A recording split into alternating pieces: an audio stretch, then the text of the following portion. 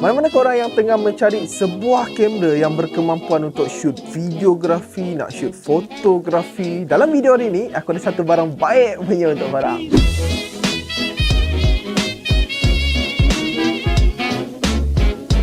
Hey guys, Assalamualaikum, kembali lagi bersama aku Afiq. Okay, dalam video sebelum ni, masa aku buat review untuk Nikon Z50 ni, ramai orang yang komplain, ush, mahalnya, serius lah, harga macam ni dapat macam ni ya. Yes guys, so kalau korang dah mula berjinak-jinak main dekat kamera, harga tu korang rasa macam, oh standard. Mahal ni memang korang kena redha je, okay? Memang mahal. Mahal tu masa aku kalau korang beli kamera yang baru, bukannya korang beli kamera second ke dekat kedai ataupun beli atas tangan orang ke. Kalau korang tengok harga baru untuk sesebuah kamera ni, memang mahal gila. Dan guys, pada video hari ni aku ada sebuah kamera yang ditargetkan untuk entry level, iaitu kita ada Canon EOS 200D Mark kedua ataupun Mark II. Dan kalau kita tengok dekat negara luar, dia akan panggil model ni adalah SL3 ataupun 250D. Tapi bila model ni dia buat masuk dekat Malaysia, dia bagi nama 200D Mark kedua. Sebab dia kalau kita comparekan dari design 200D Mark 1 ataupun 200D yang biasa dengan 200D Mark kedua ni, memang tak banyak beza pun dari segi design dia, okay? Tapi dari segi feature-feature yang ditawarkan, aku rasa memang sangat-sangat berbaloi kalau korang beli untuk 200D Mark kedua ni. Okey, sebelum kita bercerita feature-feature menarik yang ada pada Canon 200D Mark kedua ni, ramai yang tanya aku apa perbezaan dengan mirrorless dengan DSLR. Okey, dia sebenarnya dua benda tu yang simple je. Untuk mirrorless, kebiasaannya dia tak ada mirror tau dalam ni. Okey, kalau aku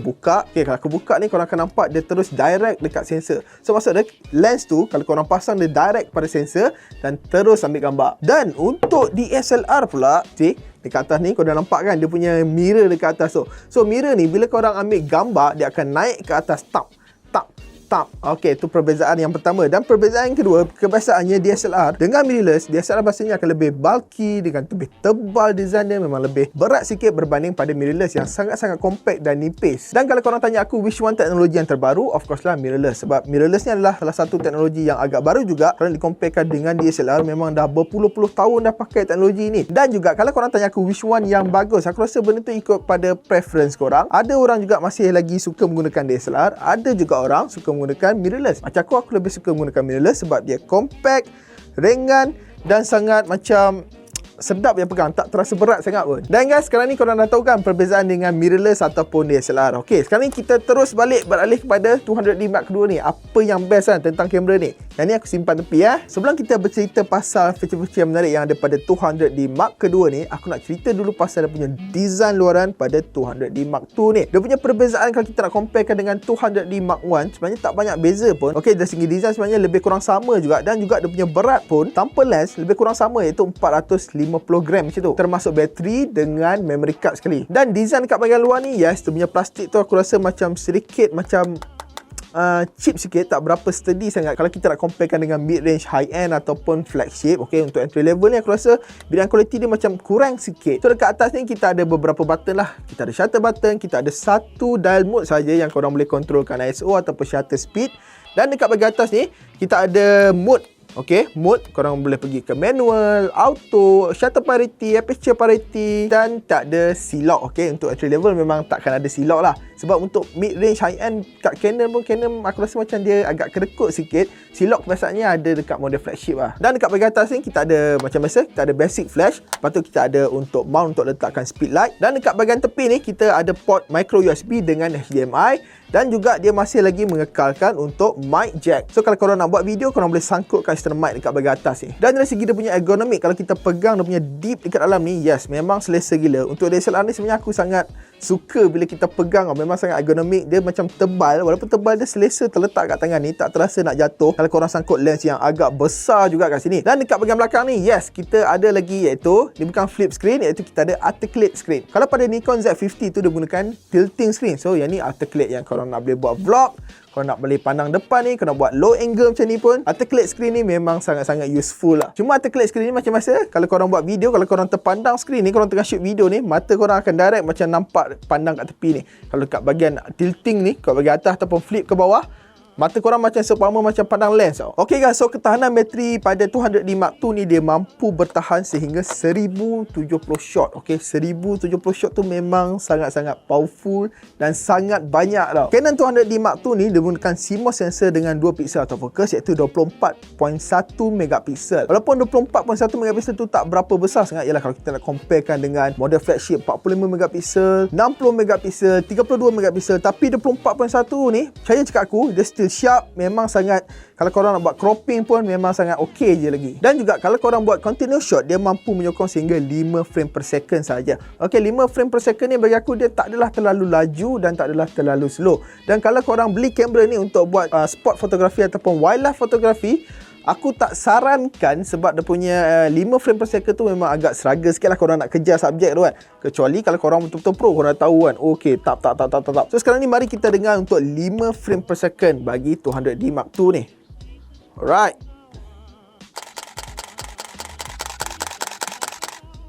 See, dia tak adalah laju sangat. Dia macam boleh lah, cuma korang nak keep up dengan subjek tu. Bila korang shoot burung tengah terbang laju tu memang agak struggle sikit lah bagi aku. Oh guys, aku lupa nak mention kat korang macam mana bentuk bateri, apa bateri yang dia guna pakai pada 200D Mark II ni. Okay, so bateri yang dia guna pakai pada 200D Mark II ni menggunakan LPE17, iaitu sama macam M6 Mark II ataupun 200D yang Mark pertama tu. Dan juga sokongan memerikat yang hadir yang boleh korang masuk dekat dalam ni hanya terhad pada USS 1 saja. Okay, dia tak menyokong untuk USS 2. Lagipun ini entry level kan. Okay, so lagi feature menarik yang aku paling suka sangat untuk 200D Mark II ni adalah dia punya manual focus dia. Kalau korang switching ke manual focus, korang boleh gunakan focus picking tau. Focus picking ni kebiasaannya ada pada mirrorless camera, tapi pada DSLR ni dia ada. Dan juga dia menggunakan Digic 8 tau. Digic 8 ni merupakan chipset yang terbaru daripada Canon. So korang boleh mainkan untuk video playback, korang boleh ke depan kan, boleh ke belakang kan. Dan juga kamera 200D Mark II ni dia mempunyai penstabilan image iaitu EIS saja, okey, bukan IBIS. Dan lepas aku godek-godek kamera ni, buat research sikit, kamera ni memang sangat sesuai untuk korang baru nak mulakan untuk buat videografi, nak buat fotografi. Kamera ni aku rasa macam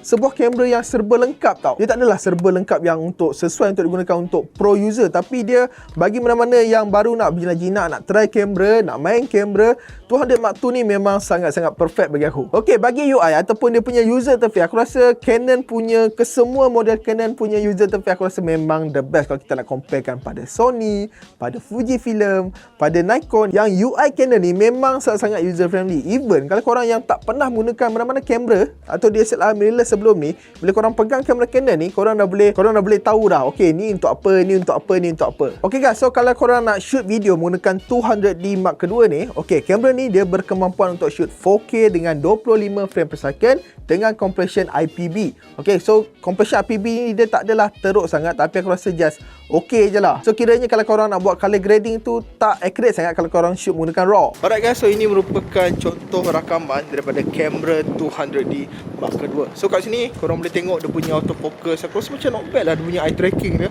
Eye tracking dia memang sangat-sangat memang detect mata aku, dan juga dia punya color sign. Okey, tengok ni color sign daripada Canon. Okey, dan color sign ni menjadi perdebatan tau antara Sony, Fujifilm dengan Canon, tapi color sign ni dia ikut pada preference korang lah. So untuk aku record video ni, aku tidak menggunakan external mic. Okay, so ini memanglah totally built-in punya mic. So korang boleh dengar dia punya mic dia macam mana, okey ke tak. Tapi aku rasa aku tak boleh check sekarang ni kat sini. So korang boleh tengok dia punya external mic dia macam mana. Dan lagi satu guys, concern aku tentang kamera 200D Mark II ni, iaitu kita ada, okay, nampak ni, kita ada input microphone level. Okay, pada 200D Mark I dia tak ada tau untuk input, untuk kita monitor kita punya audio, kita level kita macam mana. So pada 200D ni, Mark II ni dia ada. So senanglah bagi korang nak tengok macam mana audio korang okey ke tak kan. So aku rasa korang nak tengok everything pasal 200D Mark II apa yang aku explain kan. Tapi feature-feature yang paling aku suka dia, aku boleh senaraikan dalam 3, iaitu dia punya focus picking, dia punya eye tracking dengan dia punya EIS. Okey, aku rasa kamera ni memang dah cukup dah kalau korang nak buat videografi ataupun fotografi. Dan juga kalau korang pairkan CMOS sensor 24.1 ni dengan lens third party yang agak berkualiti sikit, contoh macam Sigma ke, Tamron SP ke, yes, korang akan dapat hasilkan sebuah gambar yang memang agak berkelas yang tinggi lah. Cuma dari segi con yang aku boleh senaraikan pada 200D Mark II ni, dia tak ada headphone jack, dia tak ada USB-C, Dan juga binaan kualiti dia memang agak kurang sikit, tapi tak apalah, lagi pun ni entry level kan. Okay guys, so aku rasa sampai di sini je untuk aku bercerita pasal Canon 200D Mark II ni. Dan kalau korang nak beli untuk kamera ni, untuk body saja dia dijual dengan tanda harga 2,500, lebih kurang macam tu. Okay guys, so itu saja untuk video kali ni. Aku akan jumpa korang dalam video yang akan datang. And bye-bye. Okay guys, jangan lupa subscribe, like video ni. Kalau korang nak tengok video yang lain, korang boleh klik mana-mana. Tapi yang penting subscribe dan like. Terima kasih.